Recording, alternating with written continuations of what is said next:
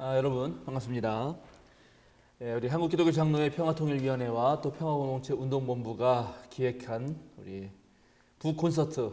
오늘 모실 손님은 아마도 현재 민간인 신분으로서는 가장 자유롭게 북한을 왕래하실 분이 아닌가 합니다. 뉴 코리아 비전 2020을 설립하시고 또 남북을 자유자재로 왕래하시면서 정말 민족의 화합과 자주통일을 위한 정말 새로운 이슈들 그리고 새로운 비전들을 제시하시는 우리 통일운동가라고 제가 불러드리고 싶은데 우리 최재형 목사님 모셨습니다. 여러분 큰 박수로 환영하면 좋겠습니다. 네, 반갑습니다. 네, 반갑습니다. 예, 목사님 저는 그래도 이런저런 자리에서 좀 뵙기도 하고 또 유튜브에서도 뵙기도 하고 책으로도 뵀는데 또 우리 기장 교인들은 모를 수 있어서요. 잠깐 목사님 소개 간단하게 해주시고 또 이렇게 어떻게 통일운동을 평생 열심히 하시게 됐는지도 좀 말씀해 주셔도 좋을 것 같습니다. 예, 저는 미주에 사는 이제 동포고요. 좀 어려서부터 좀 대북 사역에 관심이 좀 많았고 분단의 아픔은 누구나 다 가지고 있는 거지만 유달리 제가 좀 분단에 관해서 많이 이렇게 아픔을 또 이렇게 갖고 있어요. 개인적인 가족사에 오시고 우리 어머니로 인한 그런 여러 가지 가족사로 인해서 네. 그래서 하여튼 뭐 개인적이 됐든 공적이 됐든 사역적인 면이 됐든 필연적으로 네. 대북 사역이나 통일 운동을 할 수밖에 없었던 것 같습니다. 그러니까 플러신학교에서 선교학 박사하실 때도 다 그런 대북적인 네, 관련해서 예. 또 하신 거죠? 물론이죠. 예. 아이고 네. 그렇습니다. 우선 우리 교단은 아마 2014년인가에 북한을 간 거 말고는 그 뒤로는 전혀 가보지를 못했는데요. 목사님 혹시 최근에 언제 다녀오셨나요? 이제 공식적으로는 이제 미국 시민권자들은 네. 북한을 방문을 금지를 당했어요. 원비어 사건 때문에. 원비어 사건 트럼프 있었군요. 대통령이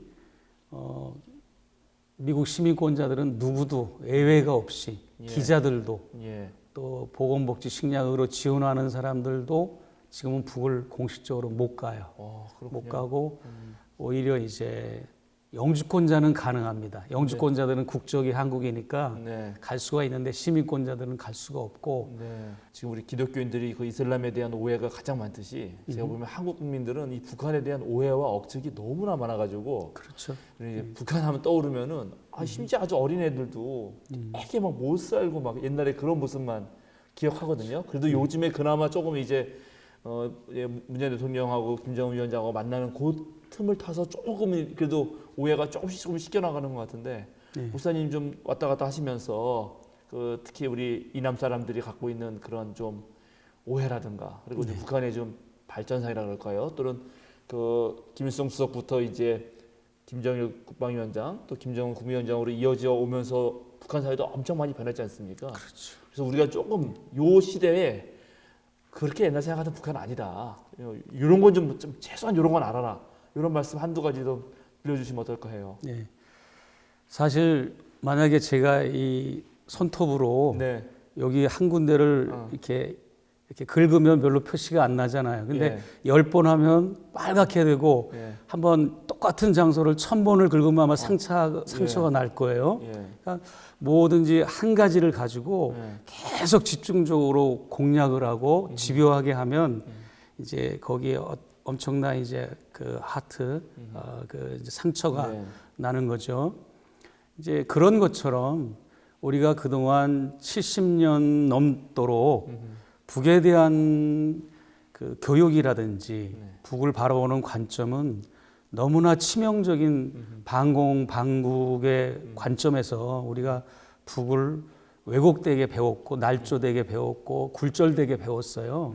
그러다 보니까 한두 가지만 말씀하시라고 그러는데 사실은 한두 가지가 아니고 북에 대한 모든 자료와 정보가 왜곡되지 않는 부분이 없다라고 해도 그래도 과언이 아닙니다. 과언이 아니죠. 그리고 심지어는 우리가 믿을 수 있는 사회 계층에서 믿을 수 있는 분들이 언론인과 학자들이잖아요. 뭐 방송에서 나오고 뭐 그래도 국민을 교육을 하는 분들이니까 그런 분들마저 오히려 더 일반인보다 더 반복적이고 또 반공에 사로잡혀 있는 분들이 많고 보수적이고 극우적인 분들이 상당히 많기 때문에 정확한 팩트를 우리가 접하기가 힘들었고 또 그렇지 않은 분들도 보수가 아니고 극우가 아니라고 하는 분들조차도 진보라고 하는 분조차도 어떤 북을 바라보는 시각이나 관점이 상당히 이제 자기 중심적이고 자기가 그동안 살아왔던 관점에서 북을 재단하고 평가하고 뭐 이런 게 많죠. 우리가 북을 바라보는 관점들이 다 너무 주관적이고 피상적인 게 많아요. 정치, 경제, 사회, 문화, 종교 모든 부분이 예.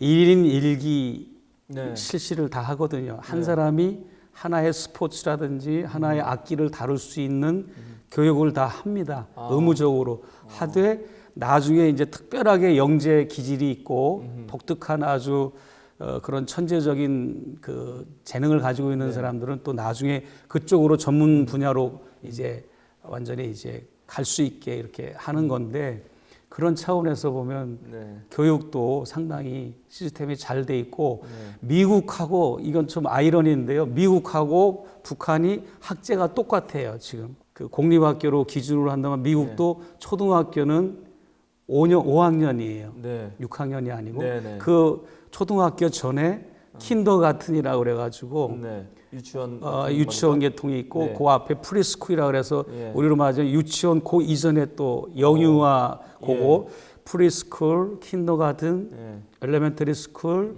미들스쿨, 하이스쿨 이런 것처럼 북에도 제도가 똑같아요. 연도도 똑같아요. 미국과. 그러니까 그 어떤 극과 극은 뭐 만난다는 것처럼 그만큼 서로 사회주의의 극치를 달리는 북과 자본주의의 극치를 달리는 북이 그런 제도가 같다는 거는 또 많은 걸 시사할 수가 있고 제가 살고 있는 로스앤젤레스 지역에 저희 집 앞에 공원이 하나 있어요. 메가더 파크라고 우리 메가더 장군 할 때 그 메가더 장군 동상도 있거든요. 근데 거기 가면 아침에 제가 이제 새벽 기도를 해요. 그래도 이렇게 이 진보 통일 운동을 하고 그러지만 내 그 스피리추어가 이제 드라이하지 않게 위해서 새벽 기도도 하고 하는데 새벽 예배 마치고 공원을 다니면 수백 명의 홈리스들이 그 공원에서 쭈그리고 자요.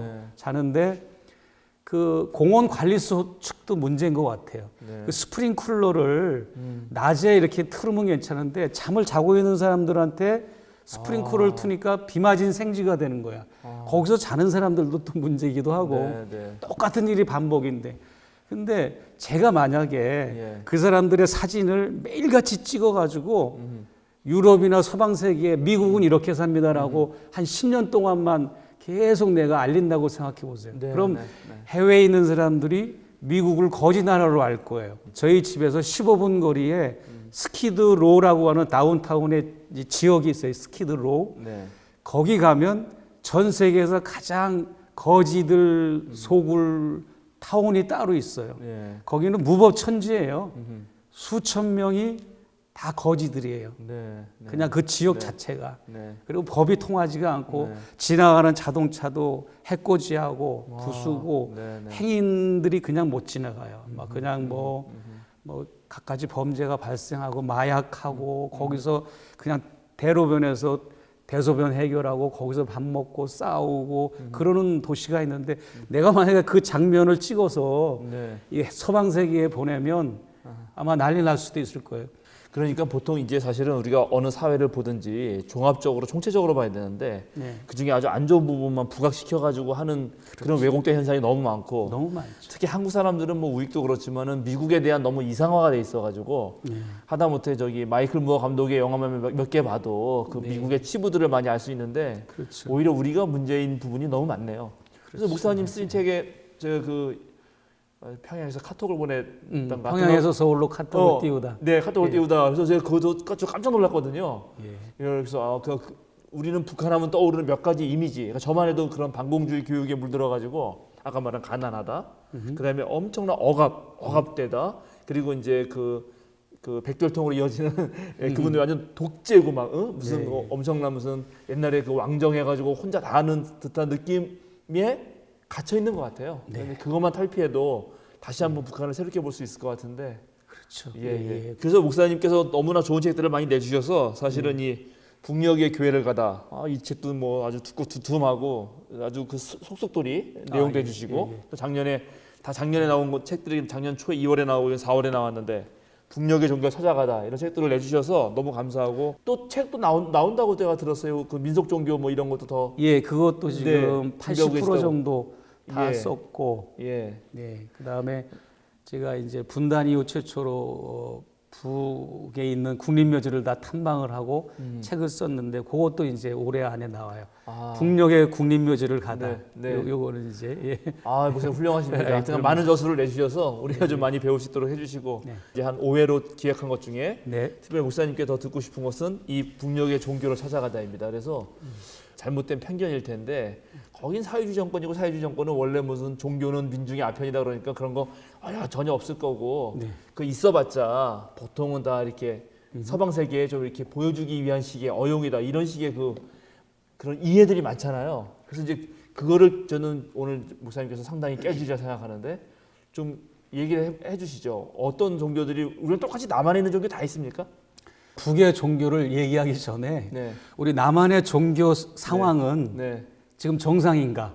또 우리 그렇죠. 기독교나 우리 개신교 특히 개신교의 상황은 정상적인 상황인가라고 하는 것부터 우리가 좀 자체 점검을 하면 좋을 것 같고 그 얘기를 하자는 게 아니고 그런 거를 이미 이제 다룬 다음에 북에 관한 종교나 북의 기독교를 우리가 좀 다루면 훨씬 좋죠, 사실은. 우리 기독교 내부에서 봐도 기독교인이 아닌 외부에서 봐도 한국의 종교 현황이나 또 기독교 현황은 심각할 정도로 사회 문제화가 되고 있잖아요.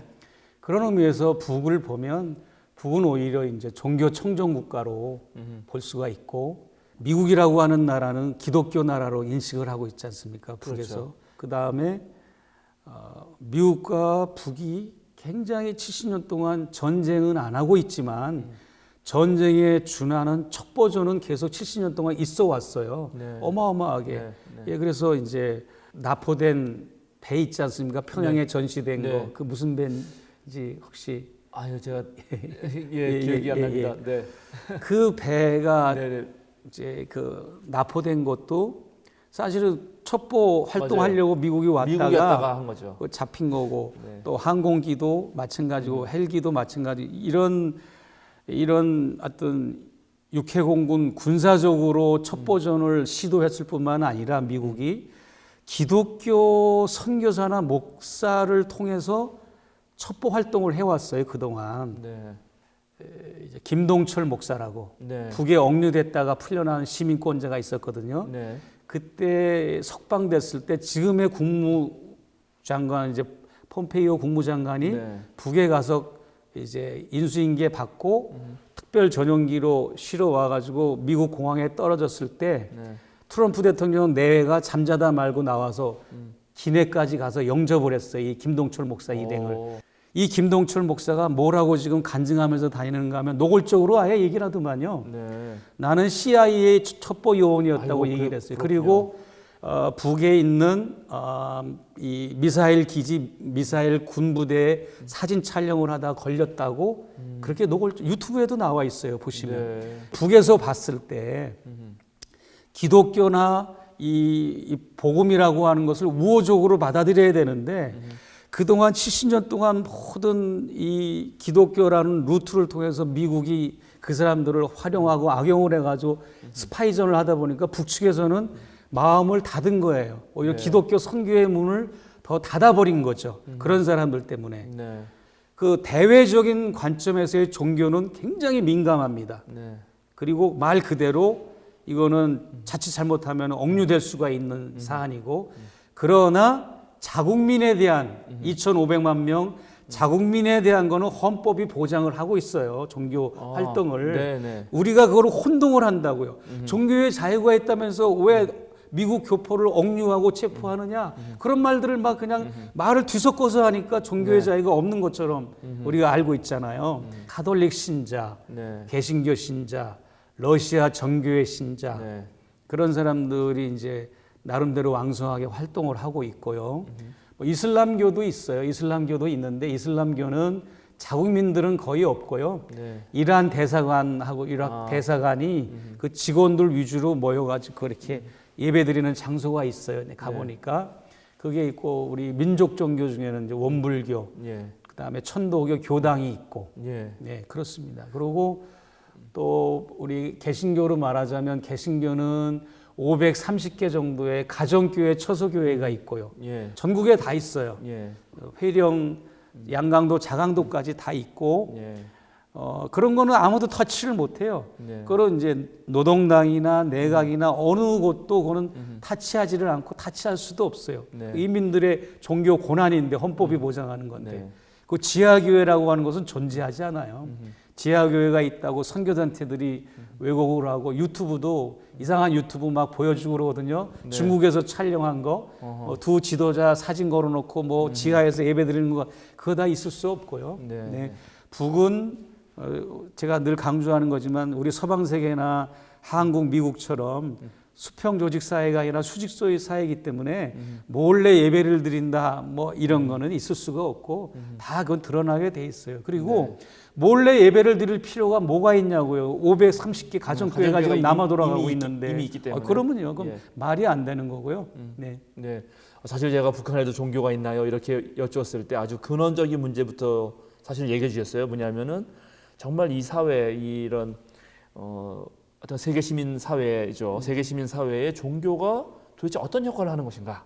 그 부분부터 일단은 봐야 된다. 종교가 오히려 인간을 억압한다든지 자본주의에 물들었다든지 하면은 오히려 종교 청정 국가가 더 나을 수도 있다. 이런 아주 그런 놀라운 가능성 하나. 그건 상당히 중요한 의미가 있고, 그건 모든 종교인들이 진짜 진지하게 이제 고민해 봐야죠. 왜냐면 종교의 역사가 뭐 자유를 주는 것도 있지만 상당히 억압의 역사도 있었기 때문에 그 자체를 고민하는 거 하나가 있고, 그다음에 이제 북한 종교 문제를 얘기할 때는 두 가지로 나눠보면 좋겠다. 하나는 북한이 그동안 이 세계에서 특별히 미국과의 관계 속에서는 전쟁을 했기 때문에 적성 국가로서의 그 아주 민감한 문제, 그리고 이제 그 제국주의 선교가 그렇듯이 이런 기독교라는 종교를 앞에 세우고 뒤로는 사실은 정치 군사적으로 또는 뭐 스파이 일을 했던 그런 경험들 때문에 민감한 부분들도 살펴야 되고, 그러나 자국민에게는 그러면요. 네, 굳이 뭐 예를 들어서 그렇게까지 민감하게 할 필요도 없고. 그러나 이제 중요한 건 뭐냐면 말 끊어서 죄송한데 자국민들은 이미 이제 태어나면서부터 우리가 1945년도에 해방이 됐으니까 그분이 지금 나이가 70 몇 세가 됐잖아요. 그렇죠. 응애하고 태어난 분이 70 몇 세라고요.